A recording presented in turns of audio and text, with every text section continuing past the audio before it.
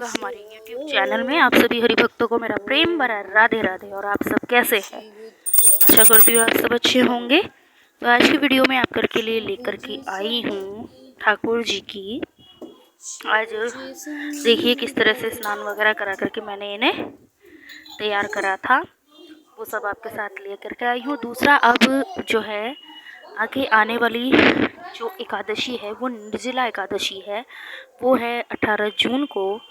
तो इस दिन आपको क्या करना चाहिए, जैसा मुझे पता है वो सब मैं आपके साथ शेयर करना चाहती हूँ। वीडियो को आगे बढ़ाने से पहले सिर्फ एक बात कहना चाहूँगी, अगर आपको मेरे लाला की, हमारे लड्डू गोपाल की वीडियोस पसंद आती हैं, आपको मेरी वीडियो समझ में आती है, तो प्लीज़ चैनल को सब्सक्राइब ज़रूर कीजिएगा, लाइक कीजिएगा, शेयर कीजिएगा और कमेंट करना तो बिल्कुल भी मत भूलिएगा। बताइएगा कि आपको वीडियोस कैसे लगती हैं और मुझे इम्प्रूवमेंट अपनी वीडियो में किस तरह से करना चाहिए। तो जो भी आपके सजेशन है तो प्लीज़ आप मेरे को कमेंट बॉक्स में ज़रूर कमेंट कीजिएगा।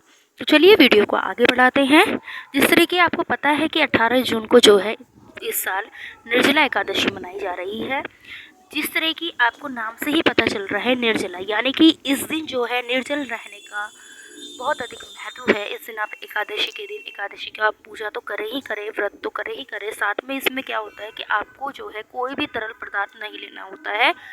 जैसे कि आप नॉर्मली एकादशी रखते हैं, आप उसमें कुछ ना कुछ ले लेते हैं, जैसे जल ले लिया आपने, दूध ले लिया। लेकिन जो निर्जला एकादशी है उस दिन जल का प्रयोग भी नहीं करा जाता है, जल भी नहीं पिया जाता है। ऐसा बहुत विशेष महत्व बताया गया है। इस दिन आपको क्या करना चाहिए, निर्जला एकादशी का व्रत करके लगभग 3 बजे साढ़े 3 बजे आपको उठ करके जल आपको पीना है, आप पी सकते हैं। तो 4 बजे के बाद आपको कोई भी जल ग्रहण नहीं करना है। और आपको क्या करना है, 4 बजे से लेकर के जिस दिन पूरी एकादशी है उस दिन आपको जल नहीं पीना है। अगले दिन द्वादशी के दिन जब आप अपने व्रत को खोलेंगे, प्राण करेंगे, तब आप जल पी सकते हैं। अब इसमें क्या करना है, आपको निर्जल रह करके क्या करना है वो सब मैं आपको बताती हूँ। आपको इस दिन क्या करना है, सबसे पहले आपको निर्जल रहना है। निर्जल अगर आप गंगा के तट पे रहते हैं या आपके आसपास कोई ऐसी नदी है जहाँ विशेष महत्व है, जैसे कि आप हर की पैड़ी के आसपास रहते हो, गंगा नदी के आसपास रहते हो, यमुना नदी के आसपास, जो भी आपके आसपास जो भी नदी है, अगर आप अफोर्ड कर सकते हैं तो आप ज़रूर जाइए, नदी में स्नान कीजिए। और अगर आपके आसपास कोई भी नदी नहीं है, नहीं आप कर सकते हैं, तो आपके पास जो भी जल है, जहाँ का भी जल है, आप उस जल को एक जिसमें आप स्नान करते हैं आप उसे लीजिए और कोशिश करिए जो स्टील का जो बाल्टी होती है आप उसमें स्नान करें। उसको अच्छे से धोएं, धोने के बाद आप उसमें जल डालें और पानी लेकर के आप उससे स्नान कीजिए। स्नान करने के बाद आपको क्या करना है, सबसे पहले आपको जाना है मंदिर में। मंदिर में जाके आपके पास ठाकुर जी हैं, आप ठाकुर जी की सेवा कीजिए। सबसे पहले एक बर्तन लीजिए जिसमें आप ठाकुर जी को नहलाते हैं। उसमें आप स्वास्तिक बना सकते हैं, आप स्टार बना सकते हैं, नहीं आता तो ओम लिख सकते हैं, जो आपको आता है वो लीजिए। उसके बाद अपने ठाकुर जी को बड़े प्रेम भाव के साथ में तुलसी दल रख करके ठाकुर जी के सर पे, उसके बाद आप इनको शुद्ध जल से स्नान कराइए। पंचामृत बना करके दूध, दही, घी और शक्कर इत्यादि डाल के, गंगा जल डाल करके आप जो है पंचामृत बनाइए और पंचामृत से स्नान अपने ठाकुर जी को कराइए। तो इस तरह से आप अपने ठाकुर जी की सेवा कीजिए। उसके बाद आपको क्या करना है, सुंदर सुंदर वस्त्र पहनाने हैं अपने ठाकुर जी को। हो सके तो पीला वस्त्र धारण कराइए। इस दिन पीले रंग का बहुत महत्व होता है। पीला रंग ठाकुर जी को हमारे अति प्रिय होता है। तो पीले वस्त्र पहनाइए और उनको भोग प्रसादी जो आपसे बन पाती है, जो आपके पास है, आप वो भोग प्रसादी अपने ठाकुर जी को लगाइए। और भोग लगाने के बाद जो है आरती वगैरह करके अपना जो है इस तरह से आप नियम बनाइए। अगर आप माला जप करते हैं तो हरे कृष्ण हरे राम का आप जप कर सकते हैं, जो आप माला जाप करते हैं वो आप कीजिए। उसके बाद आपको क्या करना है, आपको इस दिन एक तो कोशिश कीजिए कि आप पूरे दिन ही मन, अगर आप मुँह से नहीं तो मन ही मन हरे कृष्ण हरे राम का जाप कीजिए, क्योंकि जाप का जो आंतरिक मन से आप जो जाप करेंगे उसका फल एक अलग ही होता है। तो आप वो कीजिए।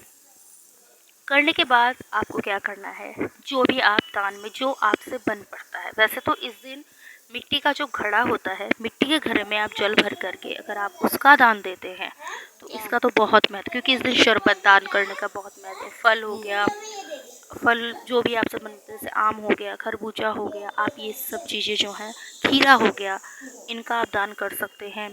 पीले रंग की वस्तु की चीज़, जैसे आम पीला होता है, केले पीले, इसका आप दान कर सकते हैं। और शरबत दान कर सकते हैं, क्योंकि निर्जला एकादशी के दिन जो है जो तरल पदार्थ है उसका दान करने का भी बहुत ज़्यादा महत्व माना गया है। इस दिन आपको चावल का ना तो ठाकुर जी को भोग लगाना है, ना ही आपको चावल किसी को दान में देना है। तो आपको सिर्फ क्या करना है, जो भी तरल पदार्थ है उसका आपको दान देना है, जो आपसे बन पड़ता है। मान लीजिए अगर आपके पास कुछ भी नहीं है तो आप रूह अफ़ज़ा की बोतल आती है, शरबत की बोतल आती है, आप वो भी दे सकते हैं। जो आपसे बन पड़ता है दक्षिणा करके आप दान दीजिए, मंदिर में आप दान दे दीजिए, या फिर जो गरीब है जिनको ज़रूरत है, ज़रूरतमंदों को आप दे सकते हैं। जो आपसे बन पड़ता है वो आप कीजिए, और इस तरह से जो है अपने व्रत का आप व्रत वाले दिन बहुत अच्छे धार्मिक कार्य करके आप अपने व्रत को और अच्छा बना सकते हैं। कोशिश कीजिए इस दिन कम से कम बोले, झूठ तो बिल्कुल भी ना बोले, लेकिन कोशिश कीजिए इस दिन कम से कम बोले। तो इस तरह से जो है आप अपने निर्जला एकादशी का व्रत आप कर सकते हैं। और जो भी निर्जला एकादशी शाम होती है तो शाम आपको जो निर्जला एकादशी की जो व्रत कथा है वो आप पढ़िए। पढ़ने के बाद ठाकुर जी को जो भी आप भोग लगाना चाहते हैं आप भोग लगाइए। उसके बाद आरती कीजिए। आरती करने के बाद जो है आपको क्या करना है, आरती करने के बाद जो है प्रणाम करके अपने ठाकुर जी को रात के समय में कोशिश कीजिए, आधा घंटा नहीं हो सकता है तो 15-20 मिनट आप ठाकुर जी का हरे कृष्ण हरे राम का कीर्तन कीजिए, सुंदर सुंदर भजन गाइए और आरती करके अपने ठाकुर जी को रिझाइए। क्योंकि कहा गया है कि इस दिन आप चाहे एकादशी कोई सी भी कीजिए, लेकिन जो निर्जला एकादशी है इस दिन अगर आप व्रत करते हैं तो इस एकादशी का तो अत्यधिक ही है महत्व होता है, बहुत महत्व होता है। तो आप ऐसा कीजिए, ऐसा करके अपने ठाकुर जी को जो है रिझाइए, अपने ठाकुर जी को सुंदर श्रृंगार अपने ठाकुर जी का कीजिए, जिससे कि ठाकुर जी भी बहुत प्रसन्न होते हैं। इसलिए इनको श्रृंगार का बहुत महत्व है, श्रृंगार कीजिए। और इसी तरह से जो है आप अपने ठाकुर जी की पूजा अर्चना कीजिए निर्जला एकादशी के दिन। और बस इसी तरह ही मैं भी करूँगी, और जैसे भी हम करेंगे अपने ठाकुर जी का वो हम सब आपके साथ शेयर करेंगे। अगर वीडियो ला सके तो ज़रूर लेकर के आऊँगी निर्जला एकादशी की। तो बस इसी तरह से ही आप अपने व्रत कीजिएगा।